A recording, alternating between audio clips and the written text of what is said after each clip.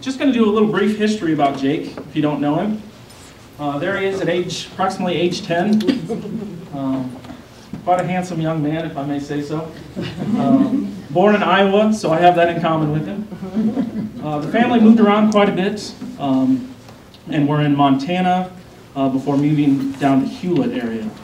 And Jake was kind of got his education in that area, both in schools and out on the ranches.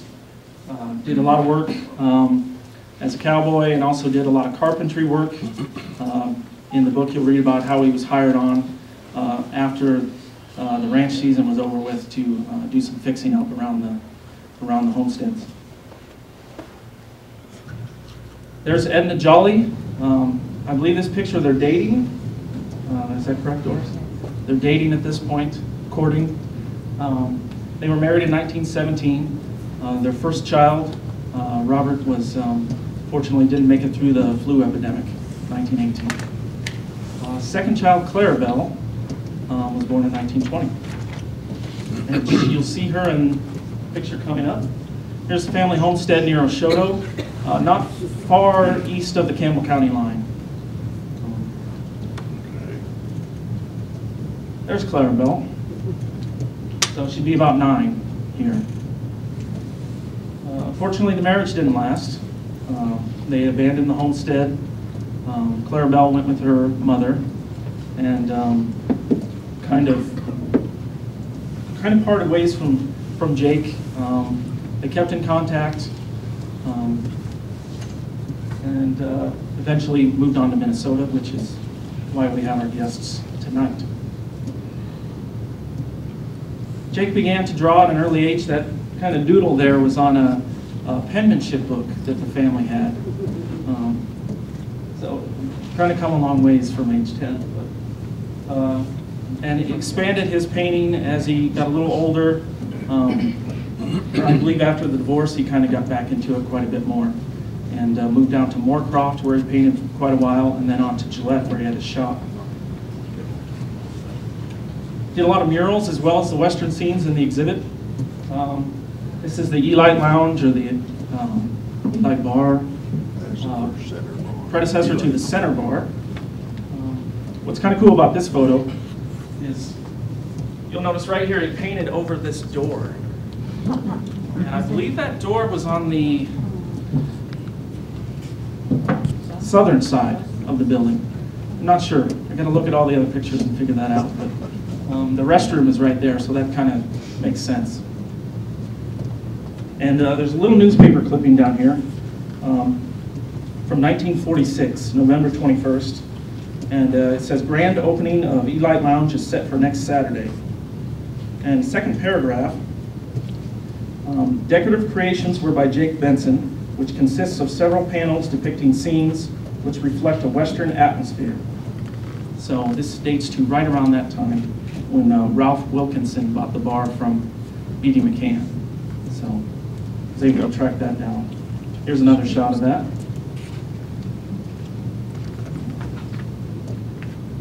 Devil's Tower on the far right, kind of faded out.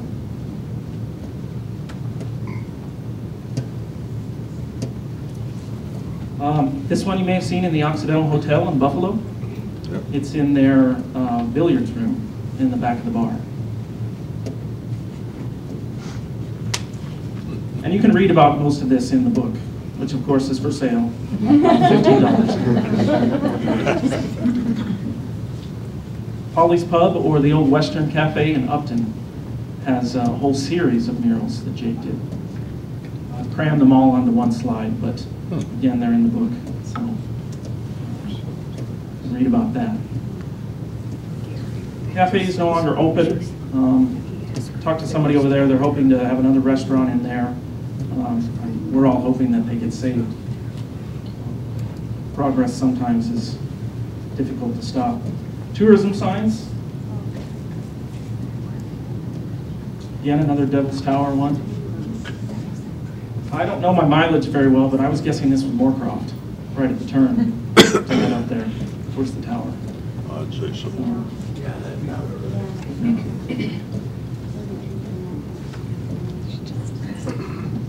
One of the world's 7 wonders, which I did not realize. don't think it really is. Yeah, there it is. There's another Moorcroft sign. If anybody knows who the two boys are, let me know.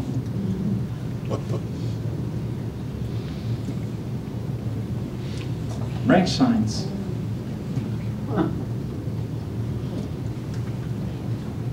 Tried to track down the Halber Ranch sign, but they don't know if they have it anymore. The Hereford Ranch that picture was on 2nd Street in Gillette. You can tell by the Wilhelm Tire sign behind it.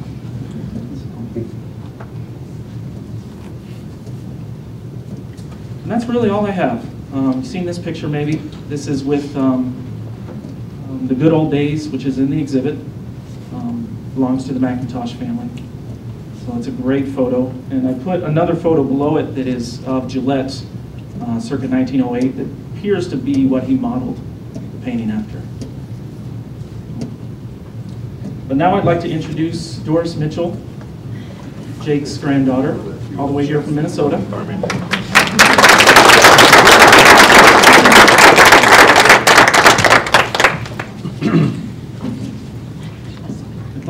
Let me warn you, I'm a crier. I have been crying all day, and I'm not done. First of all, I want to thank all of you. Here we go. Tears flow. I have one tissue, so we'll make it. I want to thank Robert Henning and the Rockpile Museum for all of their work and their encouragement. And I'd like to give you thank you.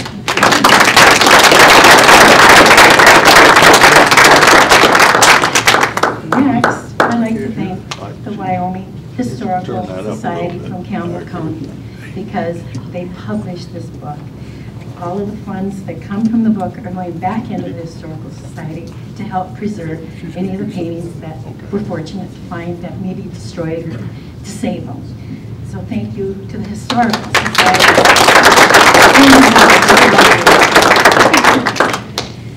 Oh my gosh, okay. What are you doing? He's been so fun to work with. I feel like I want to adopt him and just come in with him. I'm old enough to be his grandma. Okay. I had to make notes because I have a very picky friend that tells me I should be professional, and I'm up here blubbering already, but I'm trying not to read too much. Over 60 years ago, I was told to go outside and play, so I wouldn't touch the wet paint on the Fort Pier painting that leaned against the doorway inside Grandpa's studio, just a couple blocks from here on Main Street, Old Gillette. I was too small to know what the painting was, or who, it was bigger than me. And later on, I was able to see that painting hang in Fort Pier. It was the first public display of one of his artworks. We grew up with the smaller ones on our walls in our home, and it's like driving past Devil's Tower. It's there, you don't even pay attention anymore. And that's the way his paintings were when I was small. We grew up with them all over.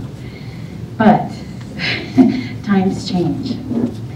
And it's been a real journey. I have to refer to my notes again. That was a long time ago. When I was in 10th grade, my grandfather died. And that was the last time I had seen him, was when I was small. The only thing I can remember were his hands were full of eczema. In talking with people today, we kind of found out that he used kerosene as a thinner. And we kind of think perhaps he had a little touch of kerosene poisoning at the end, as well as other problems that developed with his liver and his kidneys. When my mother was still alive, I was able to inherit the unfinished painting that you saw in the back room. And she came from the hard times, and a lot of you folks probably have, where take this canvas, Doris, and paint a picture on it. Don't let it go to waste. Well, luckily I didn't have any paints, but I do like to paint. So it hung upstairs, and I used to look at it and wonder, what were you going to put there, Grandpa? Was it going to be a buffalo in the dirt? Or was it going to be a bucking bronc kicking a cowboy? What were you going to do with it? And there's a white spot down in the bottom of the blue. Are you going to make another covered wagon caught in sand like that one that we found, you know? You will never know. But you can imagine in your mind what maybe he was thinking, because you share a lot of his history. I don't. So, for you. But I'm getting bally again. My mother also had an old cardboard box full of postcards. Someday Grandpa was going to be rich and he was going to give money to his child and try to make up for the lost time. But that didn't happen. And postcards kept being stored and stored and stored. And nobody else wanted them, so Doris, would you take these and store them? Okay, so I had all these postcards. And thank God there was a place for them right here, right where he is loved and appreciated.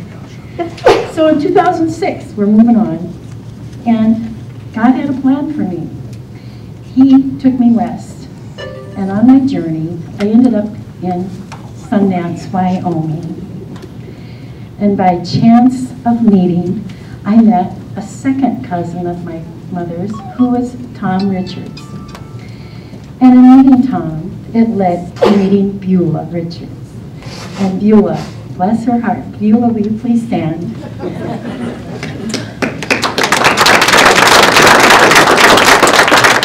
In the 102-degree heat, Beulah took me to the Strom Cemetery.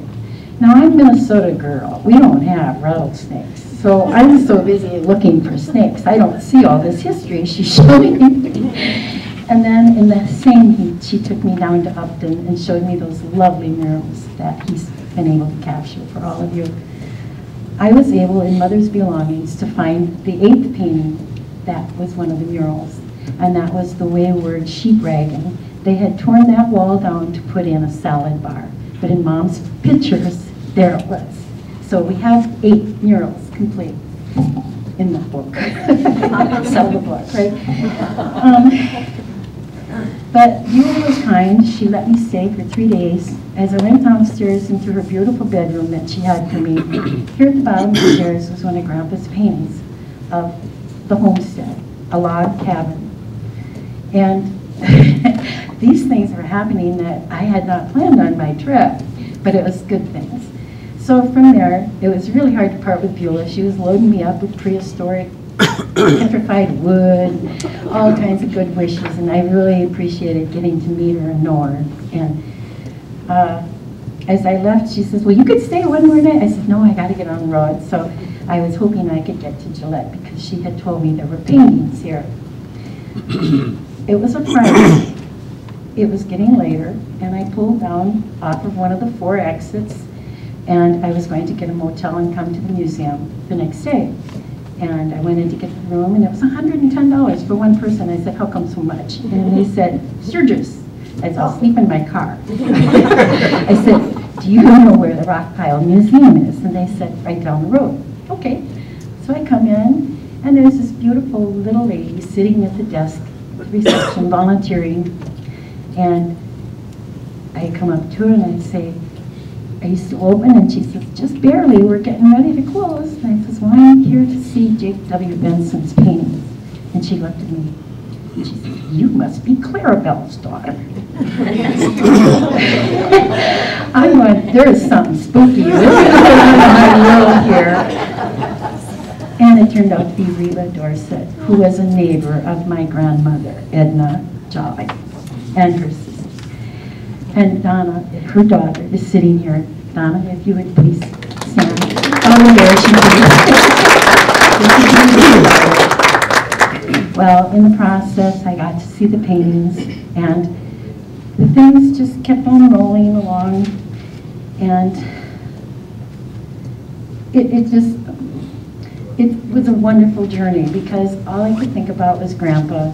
And my daughter in Washington State was very involved in doing the Benson genealogy. She was consumed by doing all of the small details.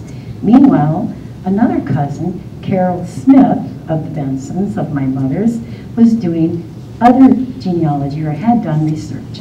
And she had sent me photographs of the old ancestors, the grandpas and great-grandpa, people I didn't know, but she sent me all this information. And I thought, there's got to be a reason why I'm having all of this fall in my lap.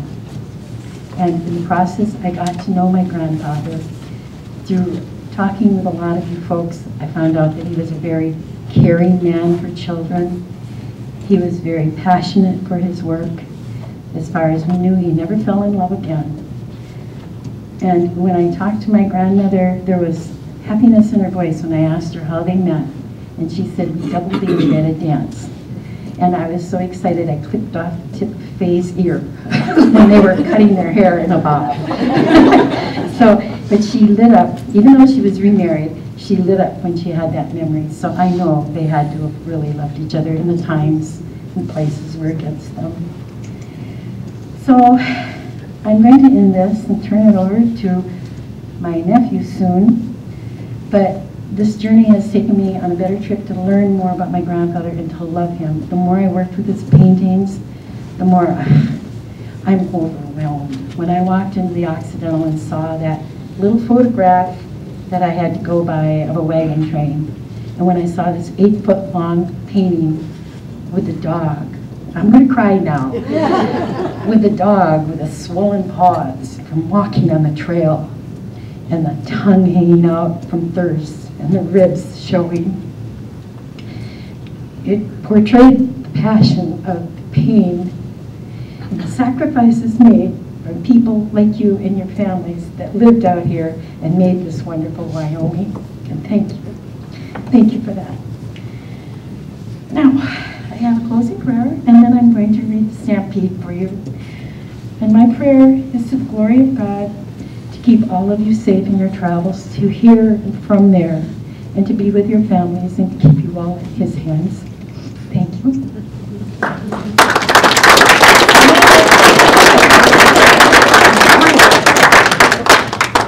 I think we're going to do the stampede, and I think it's chapter 4. I've read this thing so many times I still don't know where things are, and it's just been a wonderful thing. This is a stampede. It was turned into a postcard, and we felt the poem different aside from this painting. And I don't know if he had written them at the same time when he painted this picture, or if he had the vision, but not only was he able to put it on paper with a paintbrush, but he was able to put it into words. And I also had passion. This is one of my favorite paintings. I had a few, but this is one of my favorites. And I'm trying to read his handwriting, which is very beautiful, but I'm emotional and I'm blind as a bat, so we'll see how we go. One night on the roundup, Old Bill and I stood third. The lightning sure was terrible. I'll tell you, boys, it was a bird. On a night like this, as you all know, cowboy life sort of loses its glitter. But the outfit hired us to do the job, and in good cow hands, it's not a quitter. The herd was restless, nervous, all tense. We allowed there'd be some trouble. When all at once hell sure broke loose, they blew up like a bubble. Sorry. A blundering flash of lightning, followed by a thunderous crash, was what touched off the fireworks. They bolted like a flash. With rumbling hooves and clattering horns, like a flash, they were off and all gone. The one thing I think our cow hands dread. Yes, boys, the stampede was on. Bill dashed out in the lead like a hero in a battle. Of course, he was riding at reckless speed, trying to turn and will the cattle. Then above the roar of the running herd, there came a voice that chilled me. His horse had fallen. I heard him say, "Oh, hoss, you damn nigh killed me."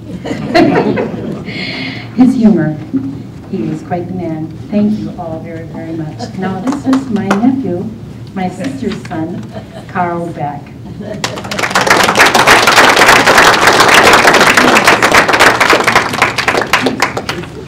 Thank you, Doris. It's my mother's little sister. Her real name is Auntie Dodo to me, and I've called her that since I was this high. And to this day, I can still call her my Auntie Dodo. She loves me for it. The two paintings I brought are very special to me. The buffalo going over the cliff is a painting I've been looking at since I was knee-high, through my teen years, to my adulthood. The painting was actually a painting that my mother requested for a wedding present from her grandfather, Jake. She said, "Grandpa, for a wedding present, I want you to paint me a painting." This painting that he painted for her was considered his last complete painting. The other painting he partially started, he never finished because he died in '58, and that's when they were married. That painting has been hanging on my mother's wall above their bed for 54 years because my mom and dad have been married that long. I've looked at it, I've admired it, and I've loved it. When I was younger, I never understood it. Until now, I understand the passion of it. And when I look at that painting, I think of the movie Dances with Wolves and the Indians trying to get their meat for the winter. And I understand their ways when I see that, and I appreciate it. And I think Native Americans would look at that and appreciate the love for that too, because when Jake painted stuff like that, he didn't embarrass people like that. He respected them, and he showed his love for it too. The way he shows the love for the cowboy life of Wyoming. And that's one thing that to me is torn in my heart. My mother's told me that when she passes, that is my painting, and I plan to keep it as long as I live. And my son has already claimed it for me and says, "Dad, when you're gone, it's mine." He's told his sister that too, and she's okay with that, because my sister's kind of a different individual. Because when Grandma Clara passed away, and we had to do the things that most families have to do, which is tough, and that's get rid of belongings, and well, you all know what that's like. We came across a painting in a closet, and it was a weird painting. It was a painting that was unexplainable, which is this caveman painting that you're seeing up there today. And there's no other caveman paintings here, but we found postcards of these caveman paintings. And of course the question came up, does anybody want this painting? And everybody looked at it and did probably went, oh, where would I put that? But my young teenage daughter said, "You know, Mom, I know it's weird and it's kind of even naughty, but I'll take it." So we put it in the closet for her. And to this day, I don't really know if she knows how to appreciate it, but I think with the book and everything that's happened here today, I think she'll take a little different light at it and look at it and have more respect for it. She'll probably even hang it up in her house now, and that's what I'm hoping for. I myself, too, came out here a few years back after Doris came back from Minnesota and said, "You should see the wonderful paintings in Gillette." And I said, "Really?" She said, "Oh, they're beautiful." So I was out for a niece's wedding in Medora with my wife, and we had a few extra days. I said, "Let's go down and see the Devil's Tower. It's one of man's greatest creations in Wyoming." Man's greatest creation, God's creation. I found out too that it was the first national monument. Teddy Roosevelt, is it? Which was like, we had a little trivia that on the way down here, by the way. And 13 hours in the car, you start talking about things like that. But anyhow, I came down and I walked through Gillette, and just like my crying aunt, my wife was seeing me bawling like a baby too. And I'd have to wipe my eyes and say, "Don't take that picture yet, honey. Let me get my eyes dried first." And I did. I dried my eyes and I took my pictures, and I was so proud. And then we started talking that there's more and more. And like I describe it, it's like an Easter egg hunt, but only better. Because when you open up an Easter egg with all the gifts and candies and stuff in it, these paintings, every time we find one, it's something new. It's a whole new expression of Jake, and it lightens our hearts. And we're so excited. And now we're searching for him, because Jake was gone before I was born. I was born in 1960 and he died in '58. So Clara was my only grandparent I only knew. My other grandparents are all gone. Now I have a great grandfather that I'm pursuing to get to know. And I can only get to know him by people like you, through his work. And I want to thank all of you who have ever met him or know something about him that are sharing that with us, because of you we're getting to know our grandfather and great-grandfather. So I thank all of you. Thank you, Robert. Thank the Rockpile for what they've done, and the Historical Society for helping Doris Dodo putting this all together. It's been a great trip, and I hope this trip continues. She's expecting me to write a book, a follow-up on this. I don't know. I'm going to give it my best shot. It seems like it's a bigger challenge more and more every day. So thank all of you, and I appreciate you letting me speak.